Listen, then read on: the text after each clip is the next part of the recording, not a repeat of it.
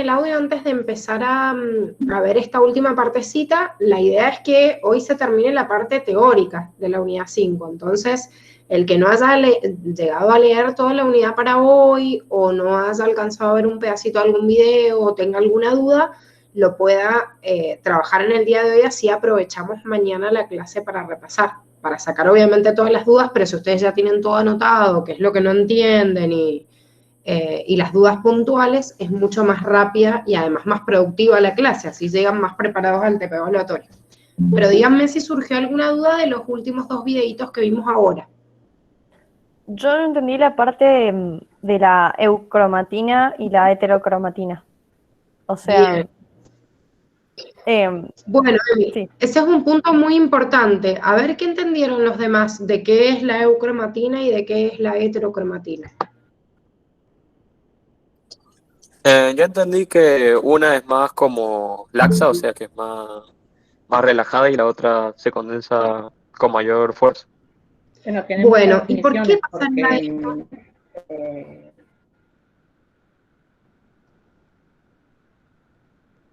¿Cómo? Perdón. Se tiñe débilmente, dice, bueno, tiene muchas características. He visto en el video que tiene distintas características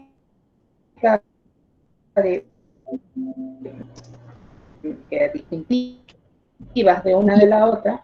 Por ejemplo, que se timina, pero no se relacionan las diferencias.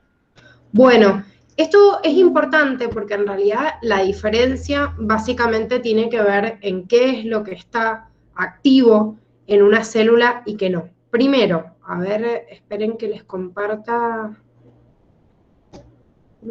la pantalla, así vamos viendo en el resumen cuáles son primero las diferencias que ustedes tienen que ver. ¿Qué tengo que yo saber de la heterocromatina y de la eucromatina? Ustedes imagínense que nosotros venimos de una sola célula, ¿sí? Una célula huevo o cigoto que tiene el material genético que dio a todas nuestras células.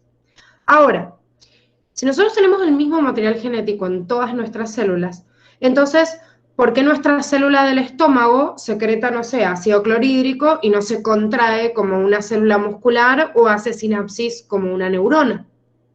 O sea que en todas nuestras células existe la misma información genética, sin embargo hay determinados bloques de ese ADN que están condensados y que nunca se van a expresar, y otros fragmentos de genes que están libres en esa célula y que hacen que esa célula se vea de una determinada manera y cumpla con esa función. Esto es lo fundamental de entender entre eucromatina y heterocromatina. Por ejemplo, si yo soy una célula del estómago, la célula del estómago, como dijimos recién, no se va a tener función de secretar ácido clorhídrico. Entonces, los genes de mi material genético que se dediquen a secretar ácido clorhídrico, a secretar una barrera mucosa para cubrirse de ese ácido, como hacen todas las células del estómago, van a tener en esos pequeños bloques donde están los genes para esa información como eucromatina. ¿Por qué? Porque la eucromatina es el material que se encuentra de forma laxa en la interfaz, o sea, durante el ciclo celular, para que se pueda codificar y me dé los genes correspondientes. Ahora, todos los genes de esa célula del estómago que se encarguen, por ejemplo, de hacer sinapsis como las células, como las neuronas, como les dije recién, o los genes para sintetizar, no sé, actina y miocina y contraerse como una célula muscular, o los genes para encargarse de secretar o determinadas bombas que se encarguen de hacer el intercambio de iones como hacen las células renales. Cada una de las funciones de todas las células que esa célula justamente no va a cumplir, todo ese material genético se encuentra como heterocromatina. ¿Qué quiere decir esto? Que entonces solo yo voy a tener activo en las células la información que necesito para esa célula específica. Eso se ve como eucromatina. Lo otro se ve como heterocromatina. ¿Qué significa entonces o qué diferencia visual yo tengo? Y justamente todo lo que esté como heterocromatina es todo el material genético que está todo enredado o anudado con las histonas, que son las proteínas que se encargan de hacer justamente la compactación del ADN, porque yo no necesito transcribirlo. Entonces, ¿para qué lo voy a descompactar, lo voy a desanudar, si en realidad no lo necesito? Entonces está todo hecho un bollo y por eso se tiñe intensamente, porque tiene todo el material genético anudado con todas las histonas y las proteínas no histónicas que se encargan de la condensación. En cambio, como eucromatina, están de forma laxa o de forma teñida débilmente porque está descompactado. No está anudado con todas las histonas y las proteínas no histónicas porque yo esa información necesito que se copie en esa célula o en ese momento determinado.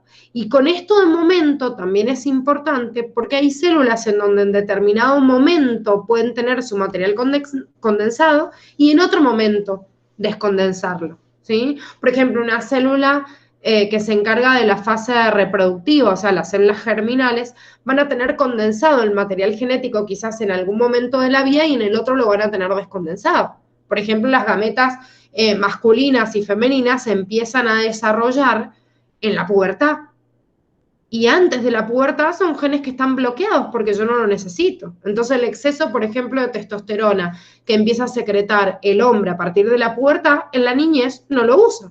Entonces el gen que secreta la testosterona en los testículos está bloqueado durante toda la etapa de la niñez y después se desbloquea y empieza a secretar mayor cantidad de testosterona a partir de la pubertad y de ahí a lo largo de toda la vida.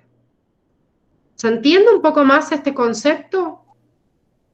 O sea, por ejemplo, no sé, cuando decís que todos tenemos posibilidad de tener cáncer, es porque primero, o sea, cuando es como que tenemos toda la maraña de cromatina como heterocromatina y después cuando se manifiesta es por no sé, razones, es porque se vuelve laxa, o sea, se vuelve eucromatina. Bueno, en eso, Emi, en un ejemplo puntual que estás dando, obviamente tiene que ver con esto también. O sea, todas nuestras células tienen la capacidad, por ejemplo, de secretar telomerasa, que es la enzima que por ahí puede llevar al descontrol del ciclo celular y que en un resultado final puede llevar a un cáncer, porque esto llevaría a un tumor y ese tumor puede convertirse en cáncer. Bueno, yo puedo tener un gen que tenga, por ejemplo, la secreción de telomerasa, que esté bloqueada porque se necesitó en la etapa embrionaria, pero después se bloqueó, y en determinado momento se desbloquea y está disponible para llevarse a cabo. O esto que vos estás diciendo de desarrollar un cáncer puntual. Por ejemplo, yo puedo tener un gen en mi material genético que me condicione a desarrollar, no sé, pólipos en el intestino, ¿sí? Que es una condición previa para poder desarrollar cáncer a nivel del colon. Y ese gen quizás está porque yo lo heredé. Sin embargo, puede estar bloqueado durante toda la vida y en un determinado momento, por determinados estímulos, se puede desbloquear y empezar a activarse y a secretar, obviamente, todas las enzimas y proteínas activas a partir de ese material genético. Así que sí, Emi, como vos estás diciendo, justamente podemos tener determinados genes bloqueados o en forma justamente heterocromatina y en determinado momento que se manifiesten, ¿sí? Eso es la diferencia entre eucromatina y heterocromatina. La eucromatina son los genes que están disponibles para que se codifiquen, para que pasen un proceso de transcripción, traducción y yo los vea manifestados en características. En cambio, la heterocromatina está condensada, entonces no se está expresando. Exacto, Agos, como estás diciendo, por eso dicen que el cáncer es hereditario. Sin embargo, sepan, y esto como les dije lo vamos a ver a lo largo de todas las unidades, la única causa del cáncer no es un factor genético, es una de las tantas. En genética vamos a ver que el cáncer se considera una enfermedad multifactorial. Eso quiere decir que puede ser ocasionada por múltiples factores. Uno de ellos es un condicionamiento hereditario. Otros por ahí no dependen de los genes. Por ejemplo, hay personas que desarrollan tumores cerebrales a partir de un golpe. Y esa persona no tenía un condicionamiento hereditario para desarrollar un tumor cerebral. Sin embargo, a través de un traumatismo, de un golpe, la lesión en ese sistema generó células anómalas que se empezaron a morir rápidamente o generaron la reproducción de otras con algunas fallas, ¿sí? Con algunas mutaciones, y por ejemplo esa persona desarrolla un tumor cerebral postraumático, o sea, después de un traumatismo, y no tenía el condicionamiento genético para desarrollarlo. Entonces, sí, una de las causas del cáncer puede ser hereditaria, pero no es la única. Y en la diabetes, Seba, sí, también es lo mismo. La diabetes también se la considera una enfermedad multifactorial como el cáncer, y si bien hay genes que condicionan que yo desarrolle diabetes, después hay factores ambientales que hacen que esos genes se activen o no. O sea, yo puedo tener el gen que me diga, vos vas a ser diabético, pero de repente fui deportista toda la vida, hice una alimentación recontra re sana, no comí exceso ni de grasa ni de azúcares, entonces quizás ese gen para desarrollar diabetes estaba en mi genoma, pero nunca se activó. Y en otras personas que tenían ese condicionamiento o ese gen de la diabetes, toda su dieta, por ejemplo, hizo que se activaran esos genes, que pasaran de heterocromatina a eucromatina, y chao, se expresó, se empezó a manifestar la patología.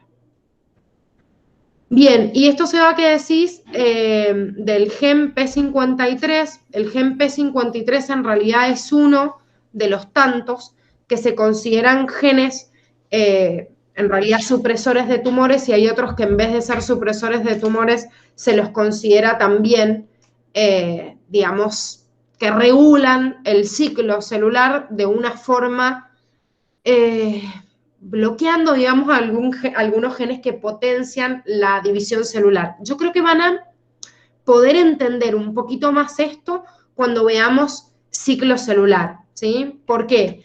Porque el P53, quería buscar la imagen, no, es que lo van a tener la imagen en la unidad 6.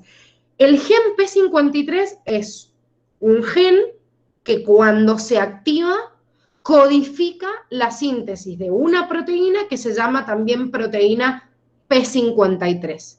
El tema es que el P53, así como un montón de otros genes supresores de tumores, es un gen que tiene la capacidad de, digamos, activarse cuando el ADN está dañado.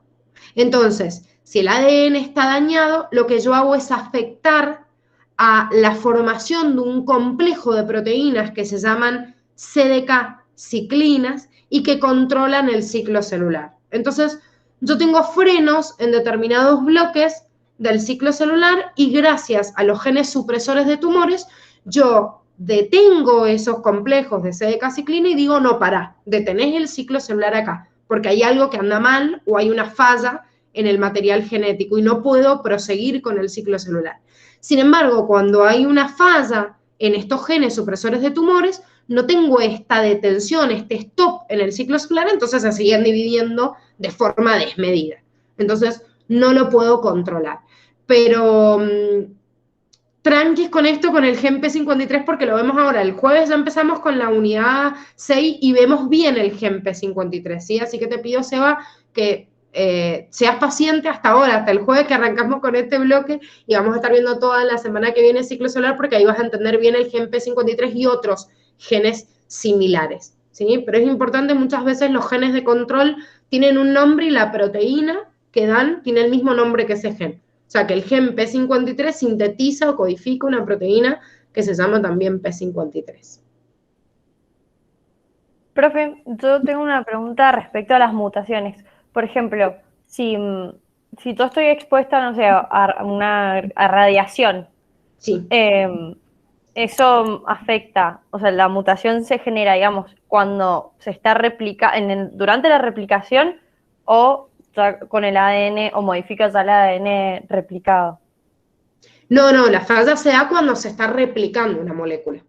O sea, lo que ya está escrito no se modifica, digamos, en el ADN. Lo que yo hago, como las células siempre están en constante proceso de división, cada vez que yo estoy expuesto, por ejemplo, esta situación que vos decís, de estar expuesta, qué sé yo, a los rayos, bueno, fíjense que los rayos UV, de hecho, en nosotros, ¿qué desarrollan? O sea, tenemos más probabilidad de desarrollar ¿qué? Si tomamos sol. ¿Cáncer? ¿Cáncer de piel? ¿Cáncer de qué? ¿De piel? Bien, de piel, ¿por qué? Porque son las células que más están expuestas a esos rayos. Si me pongo a tomar sol, seguramente que esos rayos UV pueden llegar a tejidos más profundos, pero ¿qué probabilidad tengo de que ese rayo me llegue, atraviese todos los tejidos y me llegue, por ejemplo, una célula cardíaca? La realidad es que nuestra superficie externa es la epidermis. Entonces, como la piel está en constante división, cuando llega ese rayo UV impacta, y sobre las primeras células que impacta son sobre las células que están en la superficie. Entonces, al estar expuesto a ese rayo UV, cuando se está haciendo la replicación, condiciona a que la ADN polimerasa 3 se confunda más. O sea, comete una tasa de errores más grande, y al ser una tasa de errores más grande, yo ya no voy a tener tiempo para poder repararlo.